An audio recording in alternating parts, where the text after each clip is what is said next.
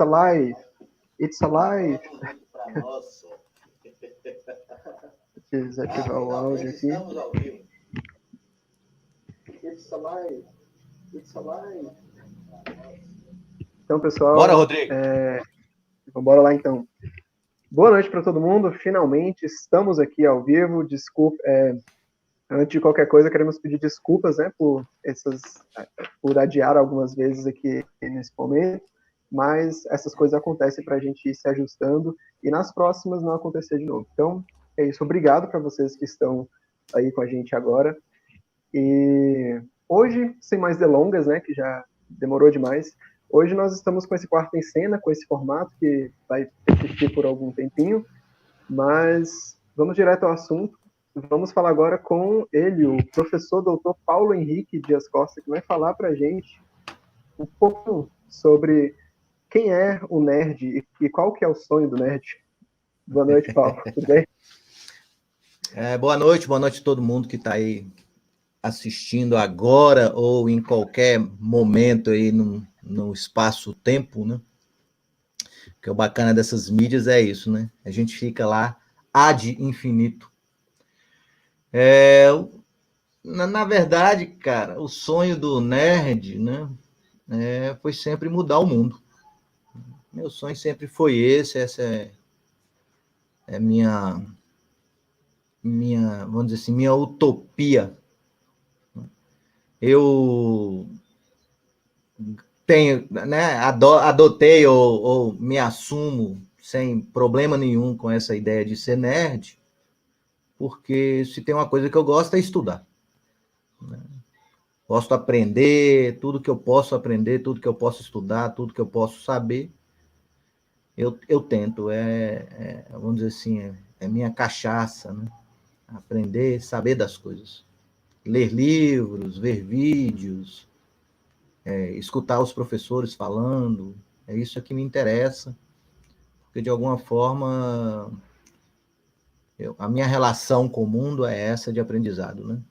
Então, é isso, né? Basicamente, eu tenho vamos dizer, esse perfil da pessoa que quer aprender e, ao mesmo tempo, esse sonho de, quem sabe, contribuir com o mundo de alguma forma, né? Fazê-lo girar. Eu acho que tem pessoas que nascem com essa vontade, né? De fazer o mundo andar. E eu tenho isso, é da minha natureza.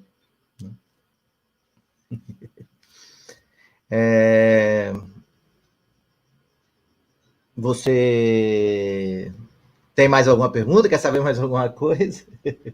Sim, sim. Você quer que eu fale? Continuando aqui. Eu queria saber, acho que para mim principalmente, né, porque eu não tive a oportunidade de ser seu aluno ainda, qual foi o seu trajeto, né? Como que você chegou no onde você está hoje? Essa pessoa que é uma pessoa das artes e ao mesmo tempo é uma pessoa que lida com tecnologia, lida com a matemática, porque são mundos bem diferentes, né? E como que é para você estar nesses dois mundos?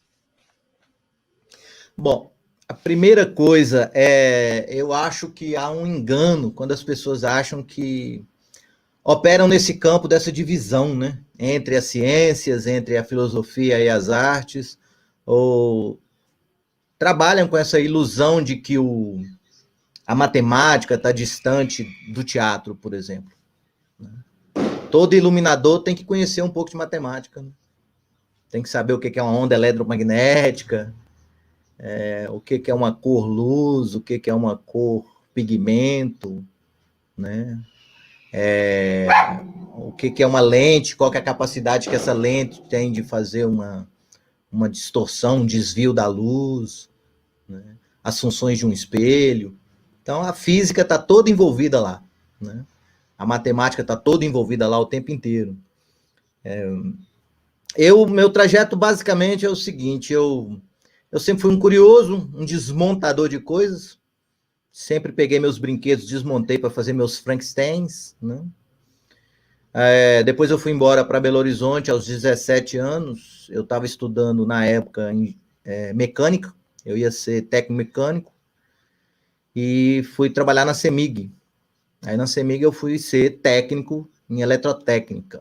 Depois de estudar para ser técnico em eletrotécnica, eu cheguei na CEMIG e me mandaram para um escritório e eles falaram, você vai mexer com o computador. Ninguém sabia o que era aquele bicho, né? Aquela máquina. Né? E eu comecei a aprender a mexer com o computador. Não existia internet, não existia YouTube. Isso aí eu vi tudo nascendo. Não tinha rede, pra vocês terem ideia. Os computadores eram todos isolados uns dos outros, né? Isso é 1986, né? Que eu já vou fazer 52 anos nesse ano. Eu sou de 1968. Então comecei ali com computação, fiz tudo que você pensar em computador, eu já tive a oportunidade de trabalhar, desde microcomputador até computadores grandes, que ocupam assim um andar de um prédio. A CEMIG tinha esse tipo de computadores, a gente trabalhava com eles. Depois eu comecei a mergulhar na parte de computação gráfica, que me interessava muito, eu sempre fui apaixonado pela imagem. Mas eu não quis estudar computação formalmente, entrar para a academia, até porque na época não tinham, né, nós não tínhamos cursos de, por exemplo, analista de sistemas. Eu cheguei da aula na pós-graduação de análise de sistemas e eu não era nem graduado ainda. Para você ter uma ideia que não tinha mão de obra na época, né? E aí eu fui para psicologia.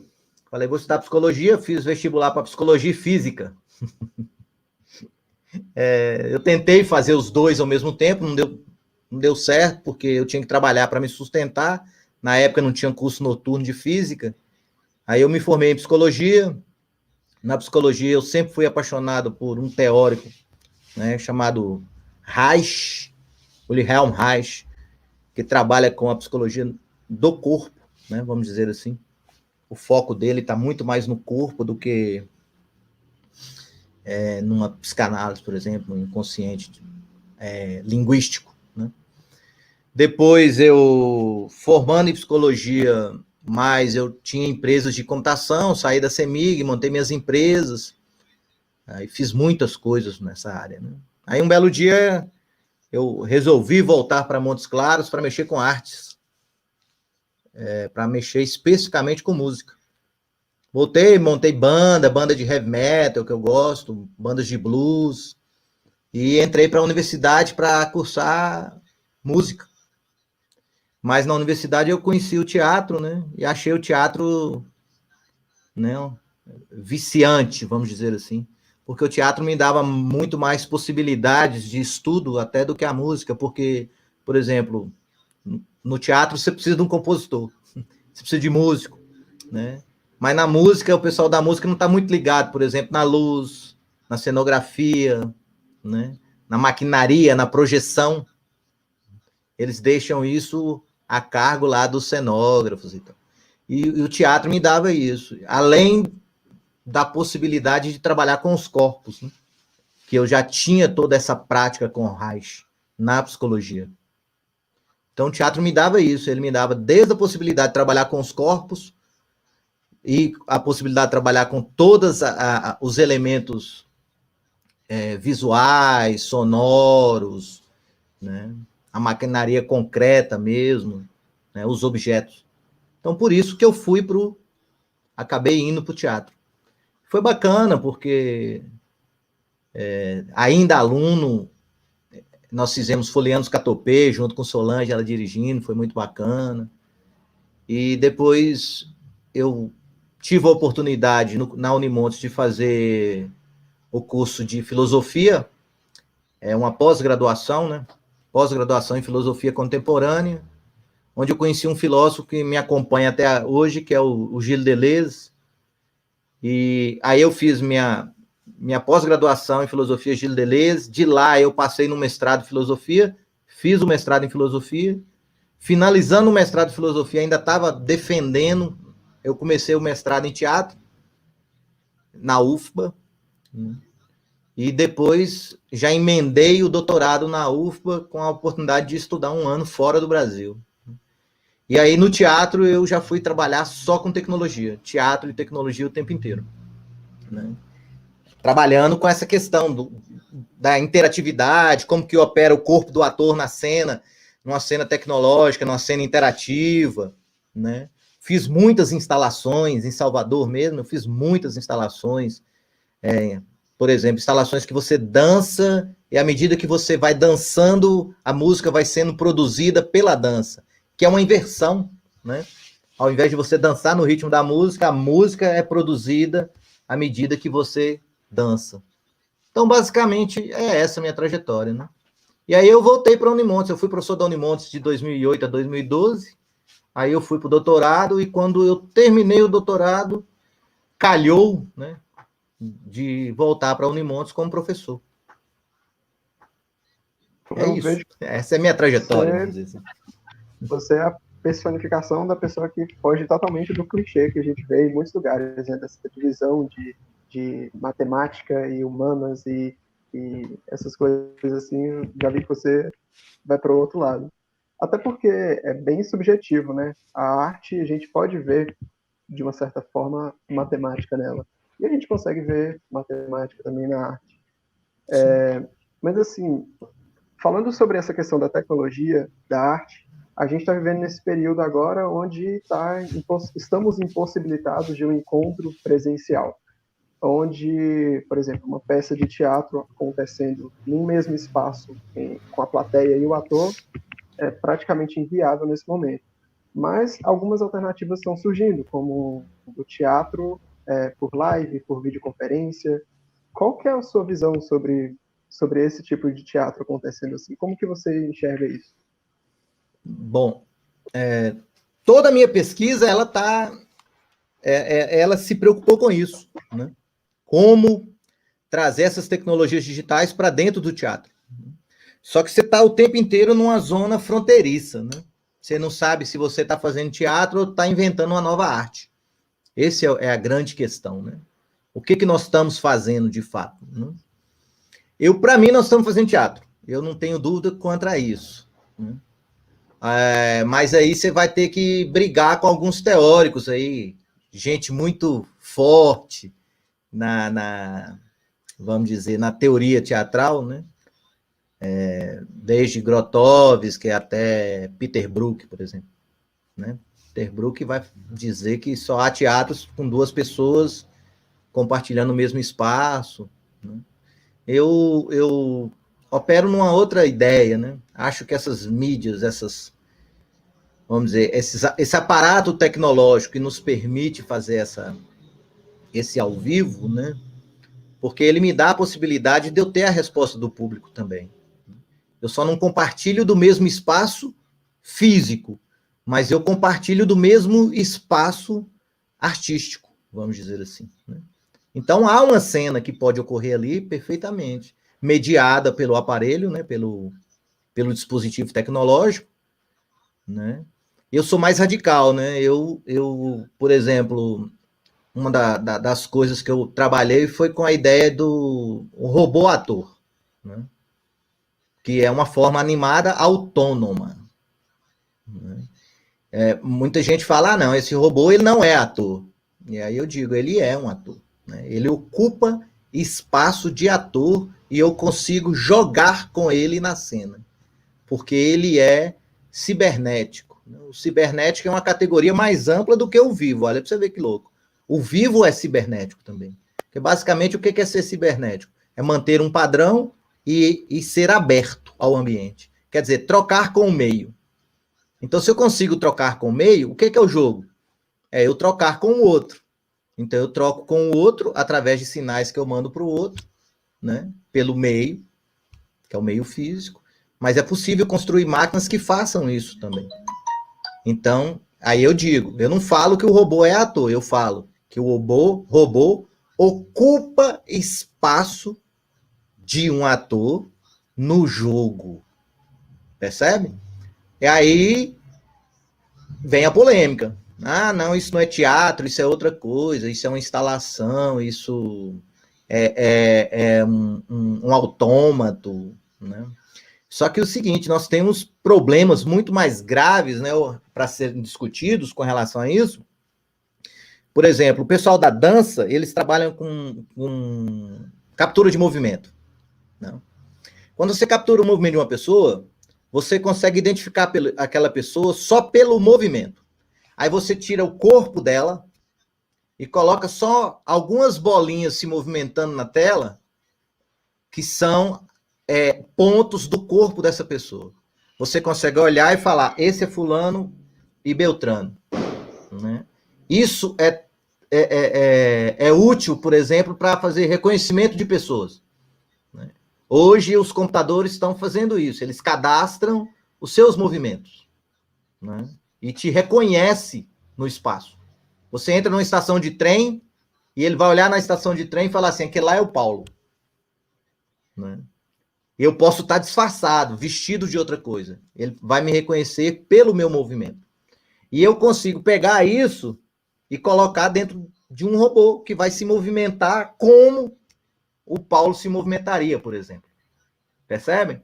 Então, assim, todas essas fronteiras estão totalmente borradas. Totalmente borradas. E a gente tem que se ligar nisso. Porque a gente não sabe exatamente onde vai dar. Mas o que está acontecendo, com certeza, é uma aproximação, né, da tecnologia com o corpo. Isso sempre aconteceu na história. Por exemplo, um óculos. Né? Você mesmo usa óculos, eu uso óculos. Né? É um tipo de tecnologia que você coloca no seu olho e ele amplifica a sua visão ou corrige a sua visão. Um binóculo, ele amplifica a sua visão. É um tipo de tecnologia. Né? E ninguém fala assim, não, você não deve usar óculos. Né? Em breve nós vamos ter, por exemplo, banco de memória que você pode colocar no corpo. Você vai ter, por exemplo, uma lente de contato que você coloca no olho e você começa a ter... Eu quero saber a medida, a distância, eu quero saber exatamente qual cor é aquela, e que vai te lembrar o nome de uma pessoa que você não está lembrando. Percebe? Então, você pega a tecnologia e introduz a tecnologia no corpo. E aí, nós vamos nos acostumar com isso. Né? Então, você tem essas duas coisas, a tecnologia entrando no corpo e você tem a outra que é pegando os atributos do corpo e colocando na tecnologia. E isso é assim, nós não temos como escapar. É impossível escapar disso. Porque tem um outro problema que ocorre, que é o custo, né? O que eles percebem? Por exemplo, a energia elétrica é mais barata do que um ser humano. Então, em breve, essas máquinas, que hoje são muito caras, elas vão ficar mais eficientes do ponto de vista econômico. Isso é uma coisa a se pensar. Basicamente, são essas questões, né, que me atravessam, né, porque são questões filosóficas, são questões tecnológicas e são questões artísticas. Né? Teve um cara no Japão mesmo, um diretor, que ele coloca um androide em cena. E você contracena com um androide, uma atriz e uma androide mulher, né? E essa androide representa o papel de um androide na peça. Existe coisa mais naturalista do que isso?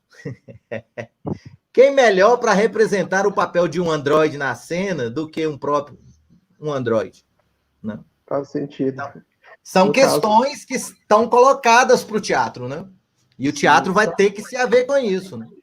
Acho que a gente está a cada mais adentrando num tempo em que nada é mais preto no branco. A gente está entrando em caminhos desconhecidos, igual essa questão do teatro pela internet, pela live. Se há uma troca, né, entre espectador e entre ator, então a gente pode considerar como teatro. E essa questão do robô, ator que você citou, no caso desse robô, a gente poderia considerar ele, então, uma extensão do corpo do ator? Por exemplo, o problema é esse, é que ele fica autônomo. Né? Eu vou dar um exemplo da forma animada. Você tem um boneco. Quem dá vida ao boneco seria o corpo de um ator manipulador. Ok? Até aí tudo bem, é simples. Um ator manipulador manipula o boneco, você vê o boneco, né?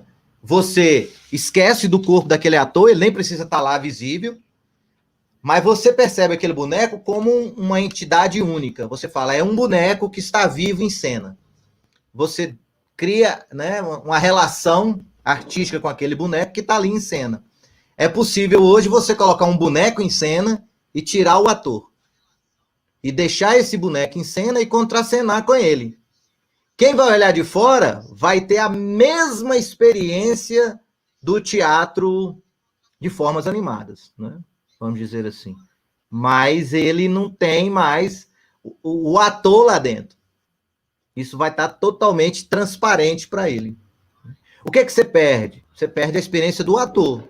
Né? Aí você fala assim, mas o ator tá vendo a reação da plateia e aí ele pode mudar, por exemplo, a forma de interpretar. Olha que louco. Como essa forma animada ela é cibernética, você pode colocar sensores nela e ela vai ver a plateia e vai mudar a forma dela agir em cena de acordo com a plateia. Tem uma experiência na Espanha de uma peça de uma comédia. O ingresso é cobrado pelo tanto que você ri. Você entra, tem um tablet na frente da sua cadeira e o tablet fica te olhando. Se você ri, ele fala, seu ingresso subiu 50 centavos. E assim vai. Os atores estão lá fazendo a comédia e você está assistindo e o tablet está te olhando. Né? Essa é um exemplo de coisa. Né? Você pode pegar essa forma animada e colocar esse mesmo olho nela. Né? Então, assim, ele tem memória, você pode gravar nessa memória todas as possibilidades de movimentação, você pode dar a ele capacidade linguística de construir texto, né? Teve um espetáculo na Inglaterra que eram 2 notebooks. E esses 2 notebooks, um conversavam com o outro. As pessoas pagavam ingresso, entravam, sentavam lá, tinham 2 notebooks. E os notebooks conversavam. A nossa live parece que caiu. Ai, ai. Caiu, gente? Ainda estamos ao vivo.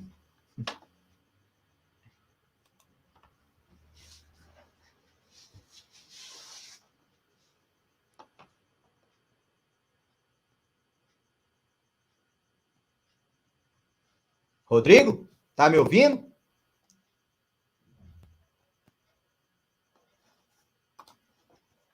Rodrigo? Voltou. Gente do céu. Internet. Tô ao vivo de novo. Meu Deus. Hoje é o seguinte, hoje é dia de São João, mas nós devíamos ter rezado para São Hefestos. Hefestos é considerado o deus da tecnologia, né? Hefestos mora no Hades, né? Lá no inferno, que a gente costuma dizer o inferno grego, né? Hefestos é o cara que faz as armas de todos os deuses. Quando Deus quer uma grande arma, lá vai lá. Ele é o ferreiro, né? E é o deus da tecnologia. Se vocês lerem, eu sempre me confundo se é a Odisseia ou se é a Ilíada, tem um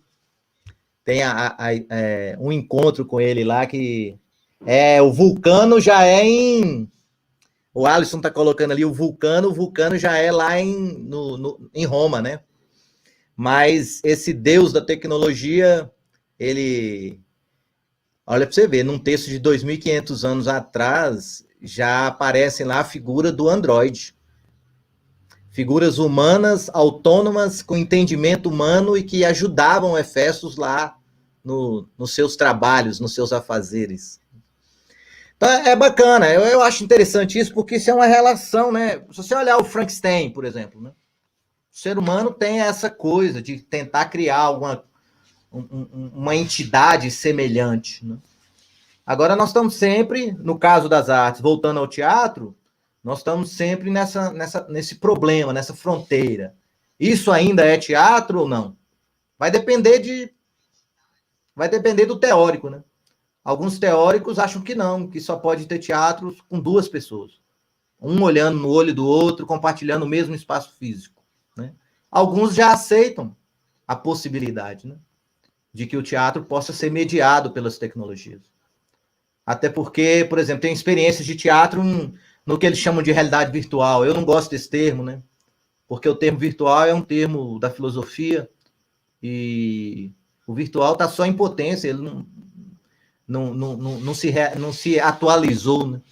Ele não está em ato, está só em potência. Então, por isso que eu não gosto do termo virtual. Por exemplo, quando as pessoas falam teatro virtual, eu não uso esse termo, né? Eu chamo de teatro digital, teatro online. O termo que eu acho mais apropriado é um termo que a dança usa, né? Que é o teatro telemático. Porque telemático é o nome de todos esses aparelhos, essa estrutura de telecomunicação digital que me liga até vocês e que permite essas conexões, né? E então eu chamaria de teatro telemático, por exemplo. Mas tem gente que acha que não é. O Carloman fala ali, é uma outra categoria de teatro, por exemplo? Provavelmente. Né? Nós, por exemplo, aceitamos com naturalidade teatro de sombras, por exemplo. Nós aceitamos. Essa Né? fala assim, A tela da sombra está mediando, teatro de formas animadas, o corpo do boneco está mediando a relação do corpo do ator com... Ou seja, você tem ali um dispositivo, né? A única coisa que todos esses têm é que está todo mundo compartilhando o mesmo espaço físico, né? Como eu não estou ligado tanto no espaço físico, por isso que eu aceito esse telemático, essa estrutura telemática, e continuo chamando de teatro, porque eu acho que a gente continua compartilhando o mesmo espaço simbólico, o mesmo espaço artístico, né? Por isso que há presença, né?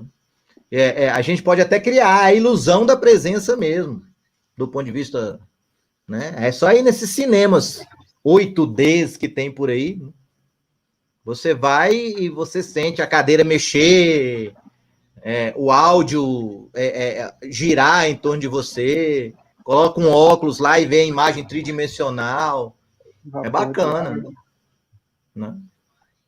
Isso, vapor de água, cheiros, né? Tá tudo lá. Né? Sim. Quando você disse sobre o robô ator, me veio um pensamento que talvez seria até uma coisa de minha parte, como é que eu vou dizer, presa ainda ao passado, que eu não sei, para mim é uma visão meio Black Mirror, sabe?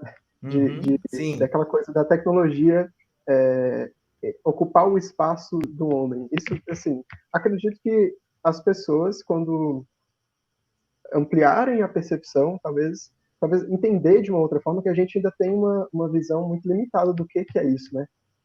Talvez o que é um robô mesmo, que é um autômato, no caso, um robô, não sei como você preferiria chamar, talvez muitas das pessoas que dizem que não funciona como ator, talvez ainda tenham uma ideia muito antiga do que seria isso. E hoje a gente já tem o que seria uma inteligência artificial?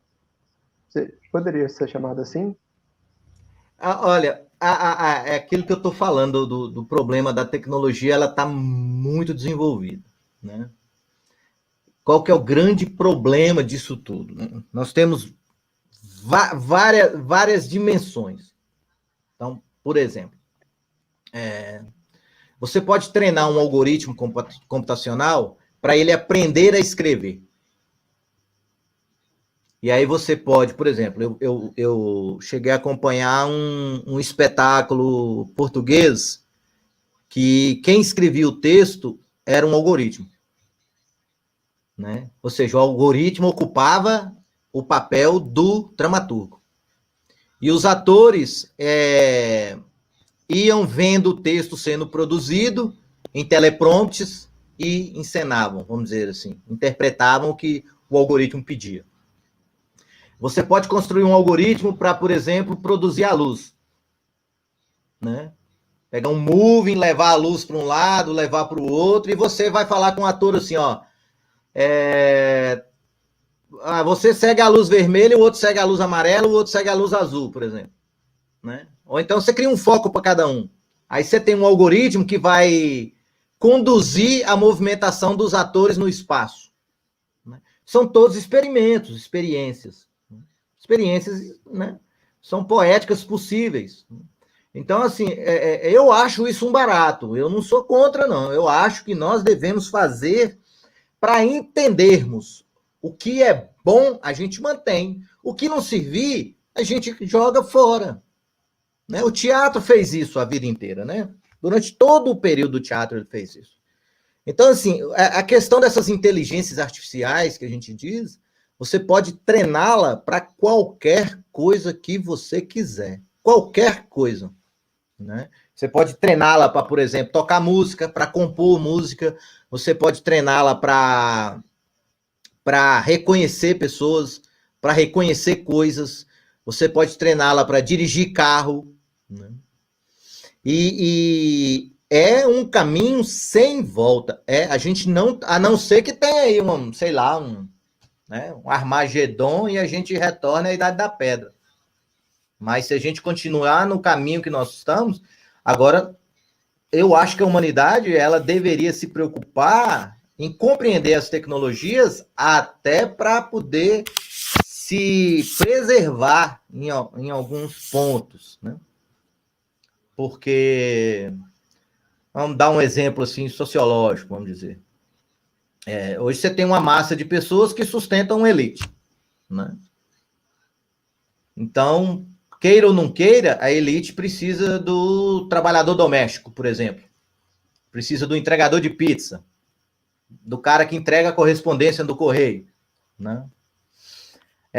Aí você tem experiências de drones hoje para entregar a pizza, entregar sua comida, para entregar o seu pacote lá do correio.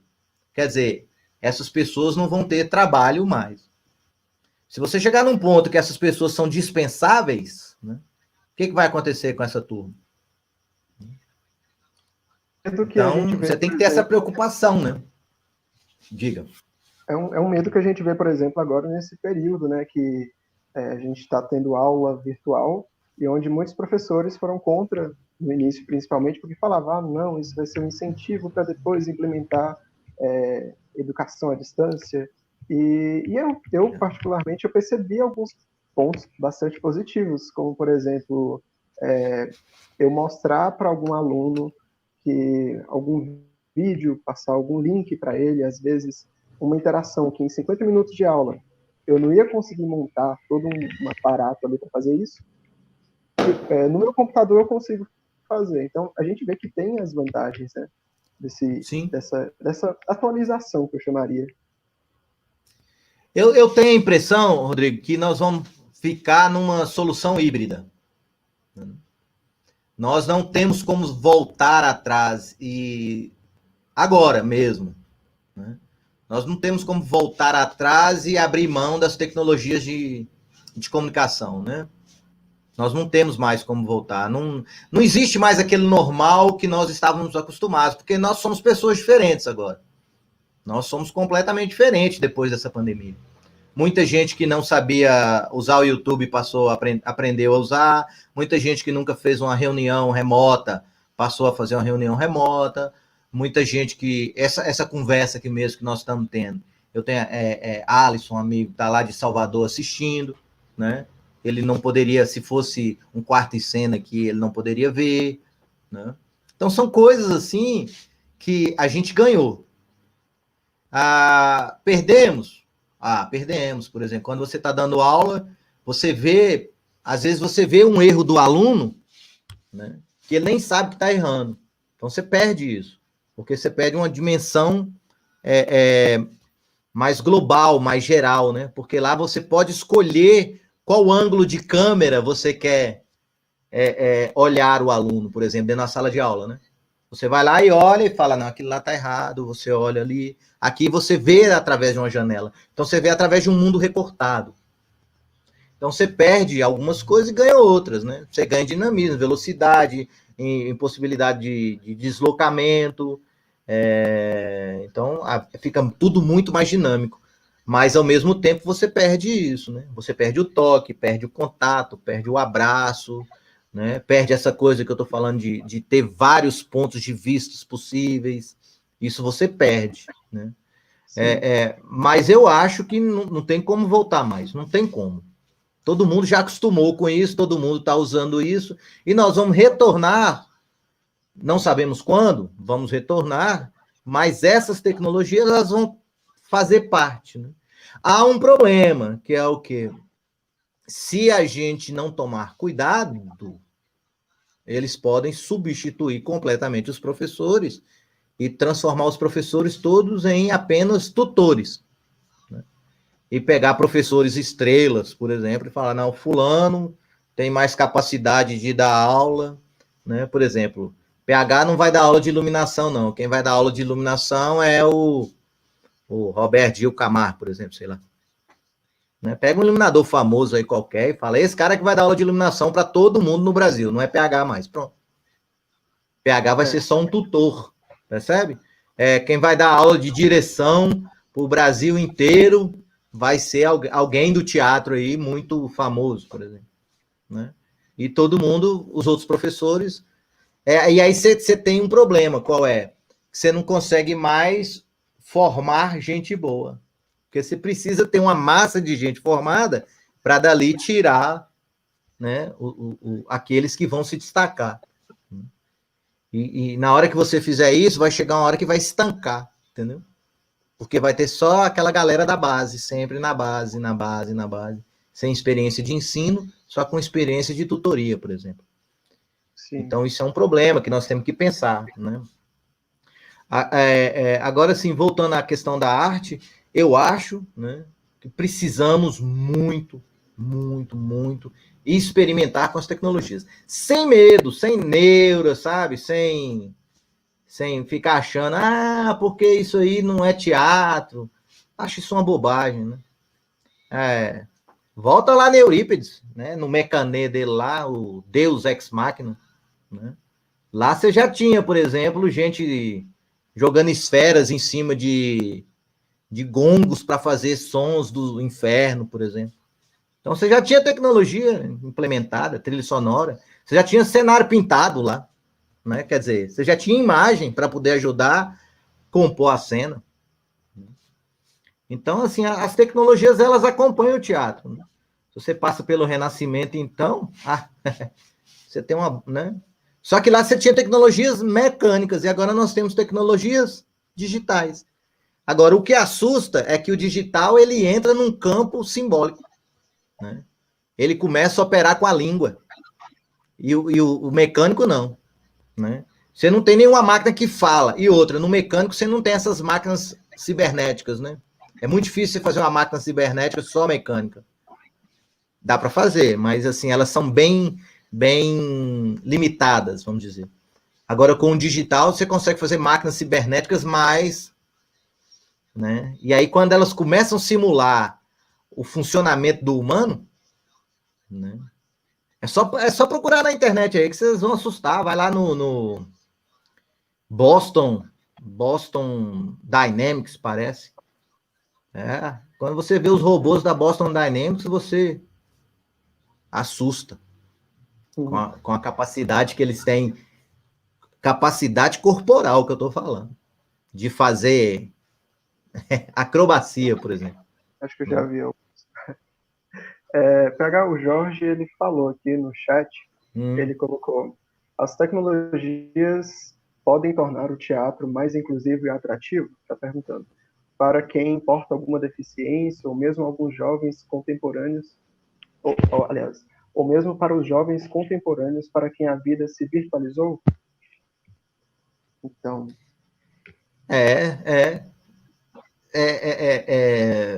Ela vai tornar, a tecnologia vai permitir que o teatro chegue a mais lugares. Né? Agora, o problema é que nós vamos sempre andar nessa coisa, nessa esteira, nesse limite de saber se isso é teatro ou não. Isso é uma coisa. Do ponto de vista da acessibilidade, o que ele permite? Vamos supor. Eu estou aqui, nem pensando em deficiência, eu estou aqui assistindo um espetáculo. O espetáculo é falado em grego antigo. E eu posso estar vendo a legenda em português embaixo. Percebe? Isso torna ele mais acessível. Eu posso ter um dispositivo qualquer que pode ouvir o teatro para mim e ir legendando para uma pessoa que é surda. Né? Então, todas essas tecnologias, porque a tecnologia ela te dá essa possibilidade. Né? Essa tecnologia digital, né? Ela é sensorial. A questão dela é essa. Então, ela pode substituir um sentido que me falta. Né? E ela também pode completar partes do corpo que estiver faltando. Então, a tecnologia, por isso que eu disse, são dois, vamos dizer, não princípios, duas direções, né? Duas forças. Uma é aproximar a tecnologia para dentro do corpo, essa é uma. Sol entrou aí. E a outra é pegar a tecnologia, o corpo, e levar para a tecnologia, né? Pegar as capacidades, as potências que o corpo tem e colocar na tecnologia, isso é um caminho. E o outro caminho é pegar a tecnologia e levar para o corpo. E então nós estamos aproximando essas duas fronteiras. Né? Eu amplifico a potência do corpo, mas eu posso também pegar a tecnologia e pegar coisas que antigamente só o corpo era capaz de fazer e a tecnologia fazer sozinha. Então são esses dois caminhos. É por isso que a gente fica meio assustado. Né? Porque, diga só. Posso intervir um pouquinho? Claro. Primeiro, boa noite a todos, né? Obrigada aí pela presença, pela perseverança, desculpe as falhas da técnica, né? Mas enfim. PH, no Quarto em Cena, óbvio, a gente está fazendo em outro tempo, em outra modalidade, né? Uhum. Mas assim, o seu tema é o nerd e o sonho, né? Sim. Vamos voltar um pouquinho nesse tema do sonho, do nerd, porque assim, eu gostaria que você falasse um pouquinho mais, né? Por que essa paixão pelo teatro e aonde você acha que isso vai te levar? Porque você, com toda essa formação que você tem, né, com toda essa capacidade, esse trânsito em várias áreas, né? Mas assim, eu acho que a sua cachaça maior é o teatro. Assim, eu tenho essa pretensão de achar, né? Sim. E não é à toa que eu gostaria que você falasse também um pouco desse sonho mais seu, e especialmente desse teatro, mas não esse teatro, só o teatro físico e espaço, mas também o teatro físico e espaço, que inclusive você está construindo um, não é isso? Com a palavra você. Isso. Para quem não sabe, né, eu derrubei a minha casa, era a casa dos meus pais, aí eu fiquei sozinho na casa, eu derrubei a casa. E estou tentando construir um teatro. Só eu chamo de teatro, eu não chamo de teatro, eu chamo de sala de ensaio. Basicamente, o que eu estou tentando fazer? Um laboratório, né? Porque para você fazer teatro e experimentar, você precisa do espaço. Então, eu quero fazer um laboratório, um grande laboratório de teatro, para experimentar todo tipo de teatro, né? Porque quando eu falo com a pessoa, você vai contracenar com uma imagem, aí ele fica meio, e como que é isso? Como a gente não tem a possibilidade de ter um espaço com tudo montado, com a tecnologia toda testada, afinada, tudo bem organizado, né?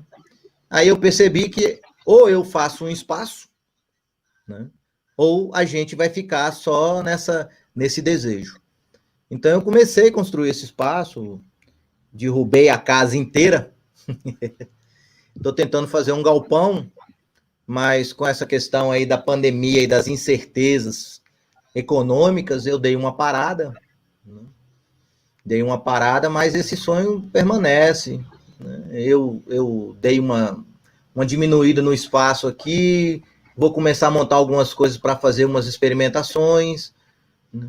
Porque eu, de alguma maneira eu quero atualizar, plasmar, trazer para o concreto várias coisas que eu proponho teoricamente. Porque eu fiz várias coisas separadamente. Eu fiz, por exemplo, 2 bonecos contracenando sozinhos, sem uma cena, fazendo uma cena do fim de partida, né?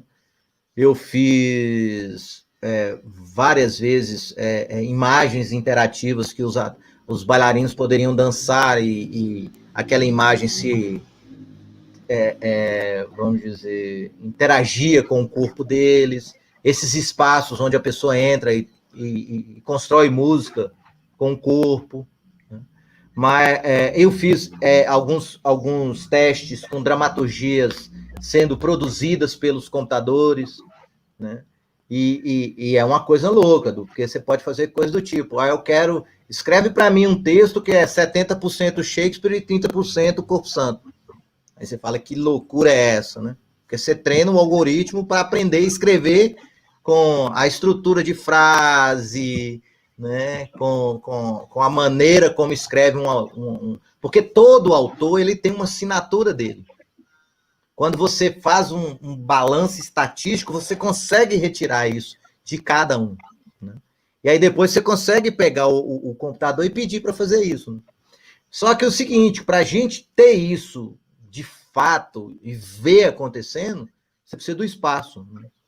Então, por isso, eu comecei a construir um espaço, a minha sala de ensaio, onde eu vou deixar isso tudo montado. Claro que vai ter espaço aberto para todo mundo que quiser circular com seus espetáculos, fazer suas experimentações, mas vamos dizer, o objetivo principal é esse, construir um grande laboratório, um laboratório de teatro. Porque eu tenho algumas coisas comigo, o povo acha até que eu sou arrogante com isso. Eu não acho que tem ninguém melhor que nós. Nunca tive isso. Né? Não acho mesmo que Eugênio Barba é melhor do que a gente. Não acho que Peter Brook é melhor, ou Grotowski, qualquer um desses, ou Arthur. Eles são diferentes, cada um tem a sua história de vida, né? Mas nenhum deles é melhor do que nós. Nós temos possibilidades. Montes Claros tem grandes atores, grandes músicos, grandes poetas, sabe? Tem gente de cabeça boa pensando. A região norte inteira tem. Né? Você acha gente em Porteirinha, Bocaiúva, em Coração de Jesus, qualquer lugar desse aí, você encontra. Você vai lá e vê eu brinco, né? O Homem da Cobra lá na praça, você vê a capacidade dele, você fala, rapaz, esse cara, né? E a gente tem isso, o brasileiro tem isso. Mas, infelizmente, a gente é treinado o tempo inteiro a ficar sempre numa posição subalterna, de achar que nós somos inferiores, de achar que a gente não tem essa capacidade. Né? E eu acho que nós temos, sim. E é por isso que eu não tenho medo nenhum de tentar fazer teatro com robô.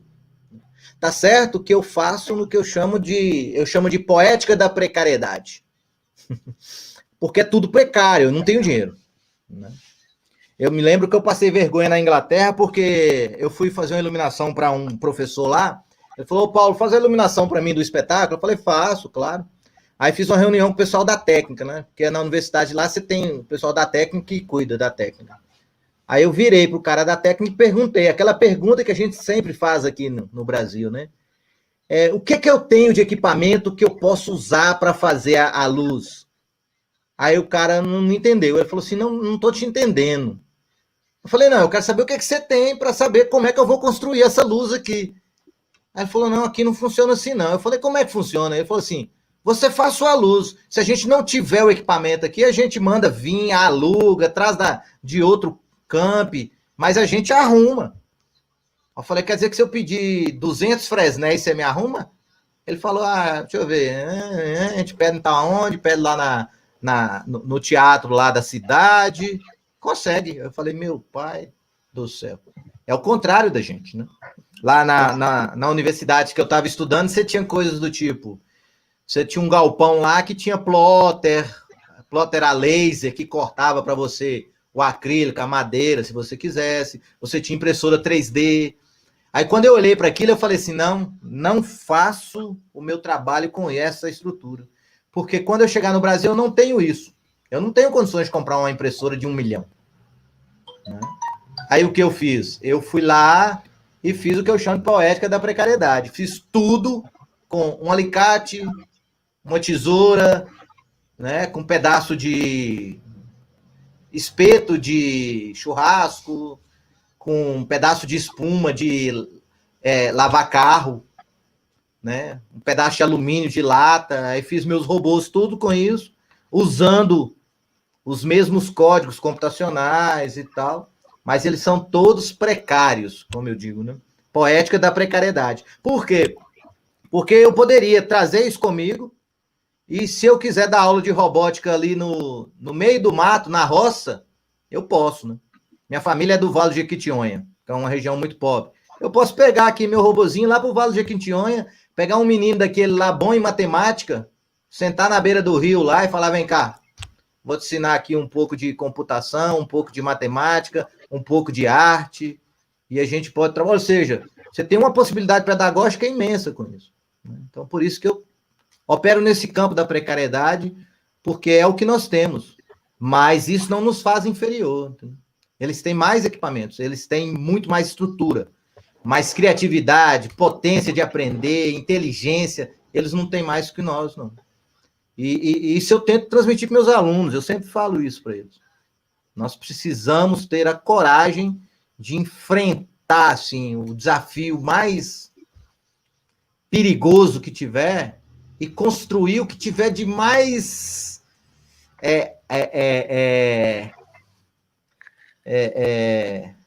o de mais atual, sem medo nenhum. O PH, falando nisso, né? Diga só. Vamos aproveitar o momento, né? A gente está dentro de um evento que foi pensado até para dinamizar um pouco esse contato e essa relação desse espaço virtual, né? Com os nossos alunos, com os nossos acadêmicos, né? A gente está sentindo ainda, né? E eu queria que você também falasse um pouco sobre isso, na sua perspectiva, pela sua história de vida. Porque você é um cara que tem uma trajetória assim, admirável, né? Você passou toda a sua história de vida estudando e se lançando em várias frentes, né? E você não tem medo, assim, a gente trabalhou junto, eu sei o que era a tecnologia daquelas carroças que você construiu na unha, né? Eu sei o que é aquilo, né? Eu realmente reconheço essa sua capacidade, porque você não tem só essa capacidade intelectual do nerd, mas você tem essa capacidade desse artista braçal também, porque você é uma pessoa humilde e eu te acompanho desde aquela época, né, que você me procurou e propôs essa questão da gente fazer Fulianos, especialmente, você era aluno já da universidade, mas, enfim, concluindo e direcionando a pergunta, como que você vê esse parâmetro hoje, né, desses meninos, desses acadêmicos novos, jovens, né, que estão ainda com a grande dificuldade de entender, né, que o futuro chegou. E o momento que a gente vislumbra é de uma educação híbrida mesmo, né? E assim, há um esforço hercúleo, né? Hoje mesmo, né? Da gente conseguir estar fazendo isso aqui com toda a minha ignorância na área de tecnologia, né? Enfim, tinha que ser logo com você, mas assim, como você vê os nossos acadêmicos hoje e assim, qual a expectativa de futuro, não só para eles, mas para a nossa área, com essa questão assim, dessa falta de garra, de vitalidade, essa coisa que você tem, né? E que nem todo mundo tem. Fala um pouquinho para a gente aí, lembrando que a gente tem uns 5 minutos só, a live já está se encaminhando, né? Viu? Assim, eu queria dizer uma coisa para os acadêmicos aí, e para todo mundo que estiver assistindo, né? Quando eu fui para o teatro, e eu falo isso para todo mundo lá, não existe nada mais amplo, fascinante do que o teatro. Não existe. Né? Porque o teatro, ele engloba tudo. Só que, além de englobar tudo, até pensando na questão da vida, ele engloba todo o campo ficcional também. Ou seja, o teatro é uma vida que você inventa, um espaço de invenção. Lá está a física, está a matemática, está a engenharia, está o corpo, está a psicologia, está o inconsciente, está o ritual, né? Os estados alterados de consciência estão todos lá. Se vocês quiserem chamar isso do divino, está tudo lá no teatro, né? Porque o teatro ele tem essa possibilidade. E assim, às vezes eu fico triste porque todos nós temos esse acesso, essa possibilidade de se lançar, de se jogar assim, com vontade, né? Com vontade de fazer. Né? Seja assim, se eu tenho mais vontade de trabalhar meu corpo, trabalhe o corpo. Mas faça disso assim, uma cachaça mesmo, faça disso seja sempre obsessivo, sabe? Seja obsessivo pelo seu corpo, se você quer ser você quer trabalhar a expressão, então seja obsessivo. Você quer trabalhar a voz, seja obsessivo, trabalhe de fato a voz. Né? Porque uma coisa que a vida não perdoa é assim, não adianta, que você não engana, sabe? Tem muita gente boa que tem talento, mas se não trabalha o talento, ela fica ali só naquele boa que tem talento. Mas o tempo vai passando, aí você vê a pessoa e fala assim, ei, essa pessoa é boa, tem talento, mas não desenvolve o talento. Então todo mundo pode desenvolver o seu talento, todo mundo tem seu talento. Nossos alunos têm alunos que escrevem poesia, né? Tem alunos que são muito expressivos, tem alguns que têm uma capacidade visual muito boa. E o teatro permite você usar qualquer habilidade que você tiver. Se você faz acrobacia, cabe no teatro. Se você sabe desenhar, cabe no teatro. Se você tem uma visão bacana para fazer um corte de câmera, isso cabe no teatro. Se você tem uma visão tridimensional, né, para construir uma estrutura cenográfica, isso cabe no teatro. Se você é bom para combinar um figurino, para criar uma identidade num espetáculo, isso cabe lá. Se você consegue escrever texto, cabe no teatro. Se você é poeta, cabe. Percebe? Outras artes não são tão democráticas assim. Então o teatro abraça todo mundo. Se tem uma mãe na arte, é o teatro. O teatro é uma grande mãe. Cabe todo mundo mesmo. Só que ao mesmo tempo ele é cruel, né? Se você é relapso com ele, isso vai aparecer na cena, né? Você não cuida do seu corpo e você é ator, isso aparece na cena. Se você não faz leitura, não treina, não está lendo filosofia ou outro tipo de busca de conteúdo, aí o seu texto é pobre. Percebem? Então, isso eu acho que é um problema. Se você não tem essa obsessão por alguma coisa, qualquer coisa, mas seja obsessivo mesmo. Né? Eu sou obsessivo por esses meus estudos, vamos dizer assim. Né? Eu estudo 24 horas por dia. Parece brincadeira, né? Mas às vezes eu sonho com alguma coisa e resolvo o problema sonhando. Deixo lá o inconsciente programado, ó. Sonhe aí como que eu vou resolver esse problema, né? Aí eu acordo de madrugada com a solução, né? Então, mas tem que ser obsessivo mesmo, né? E a gente, todo mundo pode fazer alguma coisa no teatro. Pode mesmo. Agora você precisa fazer, você precisa dar um passo, é isso, né? E com relação às tecnologias, gente, vocês, né, nossos alunos são muito mais jovens do que nós, professores. Os professores estão se reinventando, todos eles. Né? Tá cheio de professor aí aprendendo a editar vídeo. Cheio de professor aprendendo a fazer live. Cheio de professor tendo que aprender a usar essas salas de reuniões remotas, essas aulas remotas. E todos eles estão se reinventando e aprendendo. E vocês são jovens, já nasceram nesse mundo digital, são multitarefa, né? Conseguem abrir um celular aqui, tá fazendo uma coisa, mandando uma mensagem, já tem isso naturalmente, né? Mas talvez por ter encontrado certas coisas com muita facilidade, ficam um pouco perdidos, né? Porque hoje a informação está muito disponível. Então, às vezes a pessoa fala assim, tá tudo muito disponível, eu não sei para onde caminhar, né? Mas é isso, siga o coração está sempre falando, né? Vá ler, você gosta de ler. Vai tocar, você gosta de tocar. O coração está sempre pedindo. Então escuta ele. E segue, fecha o olho, seja obsessivo naquilo. E siga. Sem ansiedade, que uma hora você vai ser bom em alguma coisa. E vai ser útil no teatro. Diga. O tempo nosso está passando. Tem tá estourando. Tem umas perguntas aqui no chat, tem alguns comentários do pessoal que fez também. Tem o CWSB, que diz que algumas peças já têm a legenda ocorrendo. Isso, é o nosso.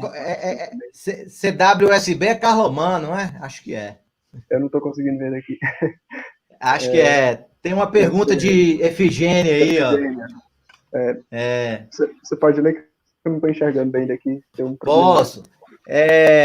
Paulo, como você pensa a experiência estética e o aprisionamento do olhar do espectador pela tecnologia? Pergunta maravilhosa, né, Efigênia? É por isso que a gente tem que entender se isso é teatro ou se isso é uma outra coisa, né? Se é um cinema interativo, televisão interativa, nós podemos, né? Pode ser um outro tipo de arte que a gente não consegue nomear ainda. Agora, eu acho que o teatro não pode se furtar a essa experiência, né? Essa questão do direcionamento do olhar é bem a questão do cinema. Porque o que é o cinema, né? O cinema é isso. Você faz os recortes, os movimentos de câmera e você desenvolve uma linguagem que é esse direcionamento do olhar do espectador, que você está vendo através do olhar do diretor, né? Mas nessas tecnologias aqui, e nós vamos tentar mostrar aí, eu e Ellen, vamos tentar mostrar aí numa live que nós vamos tentar fazer, se Deus quiser vai dar certo. Eu e os meninos aí vão fazer o bote de rapé, o Jailson com a Giovana e a Manu, e nós vamos tentar fazer teatro, certo? Porque nós vamos tentar usar cenografia, nós vamos tentar criar um espaço de palco, né? E vamos ver qual tipo de experiência que vai acontecer. Aí nós vamos fazer a discussão depois. Isso é teatro, não é teatro? Isso é um outro tipo de TV, um outro tipo de cinema? A gente dá um nome depois, né? Mas vamos testar, vamos ver o que acontece, né? Agora, com relação às formas animadas autônomas dentro do teatro, aí não tem direcionamento porque é espaço físico, concreto. E aí, o ator que se vire, porque ele vai ter que lidar com isso. Tem gente hoje que consome, olha para os japoneses consomem, né? Aquela Mickey, sei lá como é que é o nome daquele. É um holograma que as pessoas vão no show dele. Vão no show do holograma, né? Se você tiver hologramas interpretando as pessoas no cinema, daqui a pouco você não precisa do ator. E é um problema, porque você consegue fazer o banco de dados de movimentações dos atores e depois mesclar isso e construir formas que vão produzir a imagem para você, ou vão ser formas concretas mesmo, que simulam o funcionamento de atores. Isso é uma loucura. Então o ator vai ter que se reinventar. Se ele não se reinventar, ele vai ser substituído como qualquer outro trabalhador. Então ele precisa estar preocupado com isso, né? Sim. Diga. PH, finalizando aqui, eu peço desculpas já ao pessoal que estava comentando aqui, deu uma travada, de repente apareceu um monte de uma vez. Deixa eu ver se tem alguém que disse alguma coisa. Tem um recado aqui, né, que foi só o que colocou, só para falar de amanhã. Amanhã nós teremos Brecht e o Distanciamento com a professora Miriam Valderez, Rita Maia e Luiz Oliveira às 19h30. Ela colocou no Meet, mas eu acredito que vai ser transmitido aqui no canal do YouTube mesmo. Qualquer coisa a gente corrige depois. Não, deve ser Meet mesmo. Ontem foi Meet. É no Meet mesmo? Ah, tá. Então deve ser isso mesmo. Aqui tá dando umas travadas, gente. PH, vê se você consegue enxergar aí. Tá, tem uma pergunta aqui do Carloman de novo. Como você planeja a manutenção do seu laboratório? Né? Pergunta porque ele fala assim, sei da dificuldade. Carloman, meu querido, é o seguinte, eu sou complicado nessa questão, que é assim, eu nunca entrei em projeto, nunca pedi dinheiro público, tudo que eu faço é com o meu trabalho. Eu junto meu dinheiro e gasto com isso. Então, tudo que eu tenho eu comprei com o meu trabalho, né? E o meu espaço eu pretendo mantê-lo dessa maneira. Eu vou manter meu espaço lá. Se por acaso algum dia aparecer um mecenas, falar, eu dou uma grana aí para ajudar, de boas. Só tem um problema. Eu não abro mão da autonomia poética, estética e política. Porque eu quero que no meu teatro tudo possa ser dito, sem censura nenhuma, né? E isso a gente só tem. Eu tenho um grande amigo, né, que é meu cunhado, e ele fala assim: só existe uma independência, a independência financeira. Né? Então, aí eu vou tentar sustentar isso. Quem vier paga ingresso, quem quiser alugar o espaço, aluga o espaço, e a gente vai ficando vivo. Né? Vai ser minha casa. Ô, PH, aproveitando Diga-se. aí essa pergunta aí do Carloman, e já encaminhando para os momentos finais, né? Antes, eu quero agradecer imensamente a sua generosidade, né? De estar aqui com a gente, de estar participando, né? De estar falando um pouco sobre sua trajetória e de estar falando especialmente desses sonhos que você tem aí, né? Agradecer também o Rodrigo, né, por ter aceito esse desafio aí de mediar, né? Falar com nerd, né, Rodrigo? De nerd para nerd. Enfim. Mas, enfim, aí, aproveitando isso, né, que você coloque as considerações finais, né? O que você pensa desse nerd, o sonho aí no final de tudo aí, para onde nós vamos e para onde vai esse sonho, tá? Voltando bom. nele e a gente concluindo e já fechando. Tá ok, só. Eu queria deixar assim como mensagem final, eu queria deixar a seguinte fala, né? Coragem, né? Já dizia Guimarães, o que a vida espera da gente é coragem. Então, coragem. Vamos ter coragem, vamos fazer, vamos acreditar mesmo no sonho. Né? Eu tenho 51 anos, vou fazer 52, e ainda sou um revolucionário, vamos dizer assim.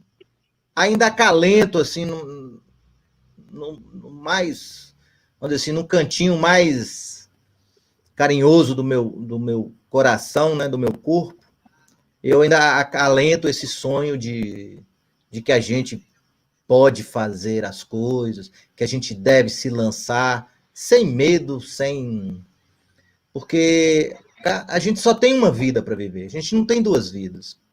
Então não perca seu tempo aí lamentando, reclamando. Eu não tenho isso, eu não tenho aquilo outro. Isso é tudo bobagem. Faça, entendeu? Pode falar palavrão? Não vou falar palavrão. Levanta a bunda da cadeira e faça, entendeu? Levante e faça. Sem medo mesmo, faça.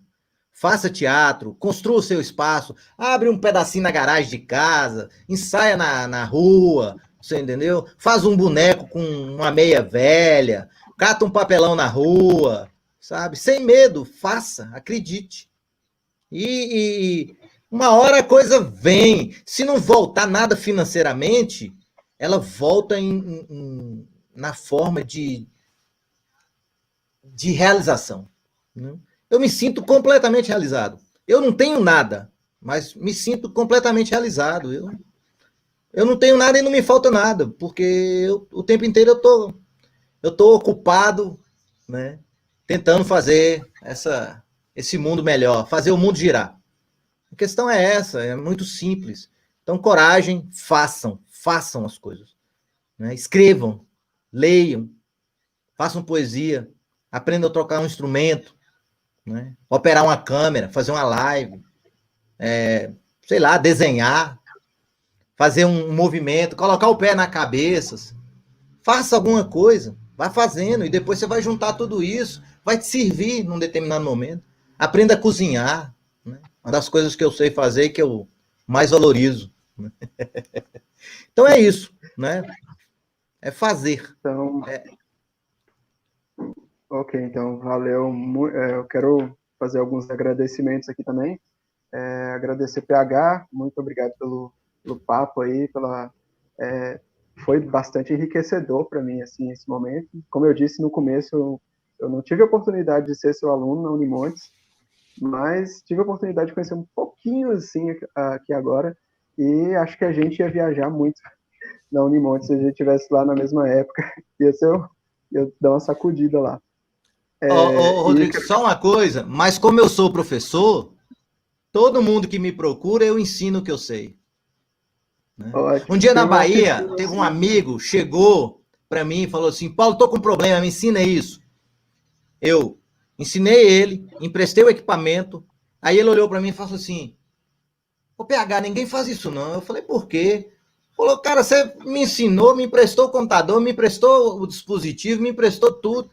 Falei, rapaz, eu sou professor, o professor tem esse problema, né? Tem essa...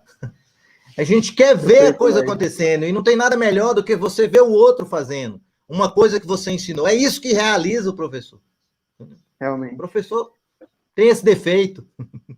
Mas a gente vai manter um contato aí, com certeza. Já vou te encher o saco depois. Mas aqui, eu quero te agradecer pela atenção, quero agradecer também a paciência de todo mundo que ficou até agora, né? A gente demorou bastante, mas deu certo. Sol colocou aqui também, convidando todo mundo também para se manter conectado nas atividades do Teatro em Pauta, que tem muita coisa bacana que está acontecendo, e a gente vai nessa até dia 10 de julho. Tem muita coisa aí, fiquem conectados, acompanhem lá pelas redes sociais, que a gente, qualquer novidade a gente está compartilhando. E no mais é isso. Muito obrigado pela atenção de todo mundo, e a gente se vê aí na próxima. Vou pegar meu trem, viu? Olha lá. Tchau, galera. Eu queria um chroma key também para fazer isso. Vamos embora agora. Voltar para casa.